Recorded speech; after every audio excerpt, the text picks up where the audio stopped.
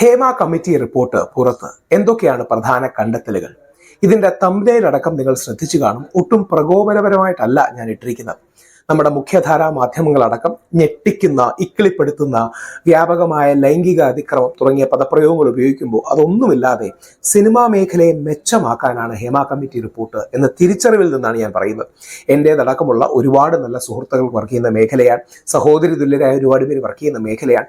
ആ മേഖലയ്ക്ക് ചില പ്രശ്നങ്ങളുണ്ട് എന്ന കാര്യം സത്യമാണ്. പക്ഷേ വ്യാപകമായി നമ്മുടെ അഭിമാനമായ സിനിമാ മേഖലയെ കരിവാരിത്തേക്കുന്ന ഒരു കാര്യമായി ഈ റിപ്പോർട്ട് മാറരുത് എന്ന പ്രതീക്ഷയിലാണ്. നിങ്ങളും നമ്മുടെ മുഖ്യധാരാ മാധ്യമങ്ങളെയും യൂട്യൂബർമാരെയും എല്ലാവരും അവരോട് പറയേണ്ട നിലപാട്, ഇത് സിനിമാ മേഖലയെ കരിവാരിത്തേക്കാനാകരുത്. നമ്മളെല്ലാം കാണുന്ന സിനിമയാണ്, നമ്മൾ കണ്ടിഷ്ടപ്പെടുന്ന നടീ നടന്മാരാണ്. അവർക്ക് പ്രശ്നങ്ങളുണ്ട്, അവരെ സപ്പോർട്ട് ചെയ്യണം. അവരെ കരിവാരിത്തേക്കാനും ഇക്കിളിപ്പെടുത്തുന്ന ചർച്ചകളിൽ പോയി ആരൊക്കെ എവിടെയൊക്കെ എന്തൊക്കെ ചെയ്തു കൊടുത്തു തുടങ്ങിയ പ്രയോഗങ്ങളിലേക്കല്ല പോകേണ്ടത്. വളരെ മെച്ചുവറായി പക്വമായി നമ്മൾ ഇതെടുക്കാൻ കഴിയണം. ഹേമ കമ്മിറ്റി വളരെ ഗംഭീരമായിട്ടാണ് തുടങ്ങിയിരിക്കുന്നത്. ആകാശത്ത് നക്ഷത്രങ്ങളെ നോക്കുമ്പോൾ നല്ല ഗ്ലിറ്ററിങ് ചെയ്യും, അവ തിളങ്ങും. പക്ഷേ ആഴത്തിൽ നോക്കുമ്പോൾ അവ തിളങ്ങുകയല്ല, അതിൽ പല പ്രശ്നങ്ങളും ഉണ്ടാകും എന്ന തിരിച്ചറിവിൽ കാവ്യാത്മകമായി തുടങ്ങിയിട്ടുണ്ട്. പ്രധാന കണ്ടെത്തലുകളിലേക്ക് നമുക്ക് പോകാം. പുറത്തു കാണുന്ന ഗ്ലാമർ സിനിമയ്ക്കില്ല. കാണുന്ന പല കാര്യങ്ങളും വിശ്വസിക്കാനാവില്ല. അതിൻ്റെ പിന്നിൽ ഒരുപാട് വേദനകളുടെ കഥയുണ്ട്, ഒരുപാട് വിഷമങ്ങളുടെ കഥയുണ്ട്. സഹകരിക്കാൻ എന്ന് പറഞ്ഞാൽ ലൈംഗിക കാര്യങ്ങൾക്കടക്കം സഹകരിക്കാൻ തയ്യാറാകുന്നവർ അറിയപ്പെടുന്നത് ചില കോഡ് വാക്കുകളിലാണ്. വിട്ടുവീഴ്ചയ്ക്ക് തയ്യാറാകാൻ നിർബന്ധിക്കുന്നു. വിട്ടുവീഴ്ച ചെയ്യുന്നവരെ കോപ്പറേറ്റിംഗ് ആർട്ടിസ്റ്റുകൾ എന്നാണ് വിളിക്കുക. ഷൂട്ടിംഗ് സെറ്റുകളിൽ മദ്യവും ലഹരിയും കർശനമായി വിലക്കണം. വളരെ നല്ല സജഷനാണ്, അത് വളരെ പ്രധാനവുമാണ്. അത് കർശനമായി മദ്യവും ലഹരിയും നമ്മുടെ ഷൂട്ടിംഗ് സെറ്റുകളിൽ നിന്ന് വിലക്കണം. സിനിമയിൽ പ്രവർത്തിക്കുന്ന വനിതകൾക്ക് നിർമ്മാതാവ് സുരക്ഷിതമായ താമസ യാത്രാ സൗകര്യങ്ങൾ നൽകണം. വളരെ പ്രഗത്ഭമായ, വളരെ പോസിറ്റീവായ ഒരു സജഷനാണ്. ക്രിമിനൽ പശ്ചാത്തലമുള്ളവരെ ഡ്രൈവർമാരായി നിയോഗിക്കരുത്. കാര്യം പലപ്പോഴും നമ്മുടെ അഭിനേത്രിക്കടക്കം പറ്റിയ വിഷമകരമായ സംഭവം, ആ ക്രൈം നമുക്കറിയാം. അതുകൊണ്ട് ഒരു കാരണവശാലും ക്രിമിനൽ പശ്ചാത്തലമുള്ളവരെ ഡ്രൈവറായി നിയമിക്കരുത്. വനിതകളോട് അശ്ലീലം പറയരുത്. അവർക്ക് തുല്യ പ്രതിഫലം നൽകണം. ഇത് പ്രായോഗികമാണോ എന്ന കാര്യം സംശയമാണ്. ഉദാഹരണം, പൃഥ്വിരാജും ഐശ്വര്യ റായും ഒരു സിനിമയിൽ അഭിനയിക്കുമ്പോൾ പൃഥ്വിരാജിന്റെ ഐശ്വര്യ റായുടെ പ്രതിഫലം പൃഥ്വിരാജിന് കൊടുക്കാൻ പോസിബിൾ ആണോ എന്ന് എനിക്കറിയില്ല. അതൊക്കെ എത്രമാത്രം പ്രാക്ടിക്കൽ ആണെന്ന് കണ്ടറിയേണ്ടിയിരിക്കുന്നു. വഴിവിട്ട കാര്യങ്ങൾ ചെയ്യാൻ നിർമ്മാതാക്കളും സംവിധായകരും നിർബന്ധിക്കും. ചില ആൾക്കാർ എങ്ങനെ കാണും, 90% അതുപോലെയല്ല. മലയാള സിനിമ ഇൻഡസ്ട്രി അടുത്തറിയുന്ന ഒരു വ്യക്തി എന്ന നിലയിൽ ഒരു കുടുംബം പോലെയാണ് പോകുന്നത്. 90% അവിടെ ഒരു കുടുംബം പോലെ നല്ല രീതിയിൽ പോകുന്നു. ചിലപ്പോൾ തെറ്റായ ആൾക്കാർ കാണാം, അവരെ ശക്തമായി എതിർക്കുകയും വേണം, സംശയമില്ല. വിട്ടുവീഴ്ച ചെയ്യാൻ സമ്മർദ്ദം ഉണ്ടാകാറുണ്ട്. സിനിമാ മേഖലയിൽ വ്യാപക ചൂഷണമുണ്ട്. അവസരം കിട്ടാൻ വിട്ടുവീഴ്ച ചെയ്യണം. വിട്ടുവീഴ്ച ചെയ്യുന്നവരെ ചില പേരുകളിൽ അവരറിയപ്പെടും. പോലീസുകാരെ സമീപിക്കാത്തത് ജീവഭയം കൊണ്ടാണ്. അതിക്രമം കാട്ടുന്നത് സിനിമയിലെ ഉന്നതർ. ആരാണ് ഉന്നതർ എന്നറിയില്ല, പക്ഷെ ഉന്നതർ എന്നാണ് പറഞ്ഞിരിക്കുന്നത്. സംവിധായകർക്കെതിരെയും ചില മൊഴികളുണ്ട്.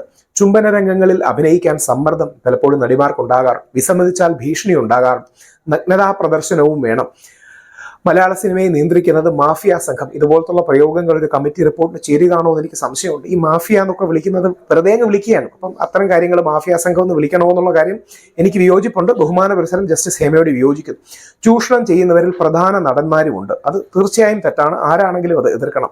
എതിർക്കുന്നവർക്ക് സൈബർ ആക്രമണങ്ങൾ ഉൾപ്പെടെയുള്ള ഭീഷണികളുണ്ട്. വഴങ്ങാത്തവരെ പ്രശ്നക്കാരായി മുദ്രകുത്തും തുടങ്ങിയ വളരെ പ്രധാനപ്പെട്ട പല കണ്ടെത്തലും ഈ റിപ്പോർട്ടിലുണ്ട്. ഇനിയും ആ റിപ്പോർട്ടിന്റെ സൊല്യൂഷനാണ് വേണ്ടത്. ഇതിനോടൊപ്പം തന്നെ പല സിനിമാ സെറ്റിലും ഒറ്റയ്ക്ക് പോകാൻ ഭയം,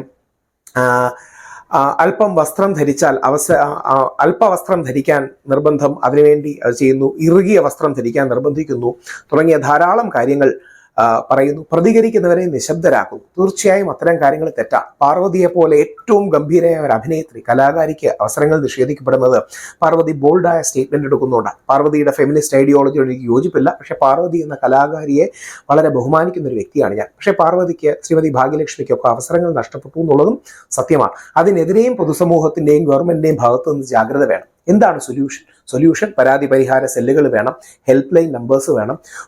ഗവൺമെന്റ് ഇതൊക്കെ ശ്രദ്ധിക്കുന്നു എന്നുള്ളൊരു പേടി ഈ ചൂഷകർക്ക് വേണം. അല്ലാതെ സിനിമാ മേഖലയിൽ എല്ലാവരും ചൂഷകരാണെന്ന് പറയുകയല്ല. ഇത് ഇക്കിളിപ്പെടുത്താനോ നമ്മളെ ടിറ്റിലേറ്റ് ചെയ്യാനോ അല്ല. കാര്യം നമ്മൾ വെറുതെ ചർച്ച ചെയ്ത് കളയും.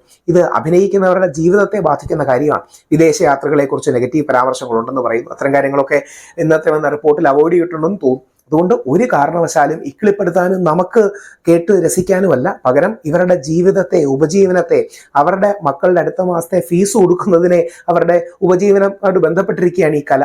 സിനിമ എന്ന മഹത്തരമായ കല, കഴിഞ്ഞ നൂറ്റാണ്ടിലുണ്ടായ ഏറ്റവും വലിയ കലയെ സംരക്ഷിക്കാനാകട്ടെ ജസ്റ്റിസ് ഹേമ കമ്മിറ്റി റിപ്പോർട്ട്.